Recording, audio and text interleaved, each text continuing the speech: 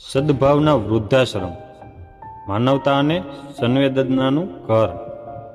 સદભાવના વૃદ્ધાશ્રમ એ માત્ર એક આશ્રય સ્થાન નથી, પરંતુ જીવનના અંતિમ પડાવે પહોંચેલા વડીલો માટે પ્રેમ, સન્માન અને આત્મીયતાનું ઘર છે, જ્યાં પરિવારથી દૂર થયેલા, એકલતા અનુભવતા અથવા સહારા વગરના વડીલોને નવી આશા અને આત્મવિશ્વાસ મળે છે. આ વૃદ્ધાશ્રમમાં વડીલોને શારીરિક, માનસિક અને ભાવનાત્મક જરૂરિયાતોનું પૂરતું ધ્યાન રાખવામાં આવે છે. અહીં સ્વચ્છ અને શાંતિપૂર્ણ વાતાવરણ, પૌષ્ટિક ભોજન, નિયમિત આરોગ્ય તપાસ અને જરૂરી દવાઓની વ્યવસ્થા કરવામાં આવે છે.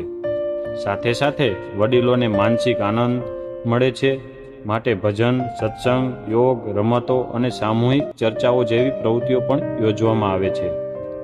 સદભાવના વૃદ્ધાશ્રમનો મુખ્ય ઉદ્દેશ કે વડીલોને બોજ નહીં, પરંતુ સમાજની અમૂલ્ય ધરોહર તરીકે માનવામાં આવે છે. અહીં દરેક વડીલને પરિવારના સભ્ય જેવો સ્નેહ અને આદર મળે છે. તેમના અનુભવો, જીવનો અને સંસ્કારોથી યુવા પેઢીને પ્રેરણા મળે છે તેવા પ્રયત્નો પણ કરવામાં આવે છે. આ સંસ્થા માનવતાની સાચી સેવા કરે છે, જ્યાં નિસ્વાર્થ કરુણા અને સદભાવના જીવંત છે. સદભાવના વૃદ્ધાશ્રમ એ સાબિત કરે છે કે માનવતા આજે પણ જીવિત છે અને વડીલોનું સન્માન એ જ ઓળખ છે. તો ચાલો આપણે સૌ મળીને વડીલોને પ્રેમ, આદર અને સહારો આપીએ, કારણ કે આજે તેઓ છે તો જ આપણું આવતીકાલ સુરક્ષિત છે. મિત્રો, કોઈનું જીવન સુખદ બનાવવા માટે પ્રયત્ન જરૂરી નથી. માત્ર એક નાનો સહયોગ પણ કોઈના ચહેરા પર સ્મિત લાવી શકે છે.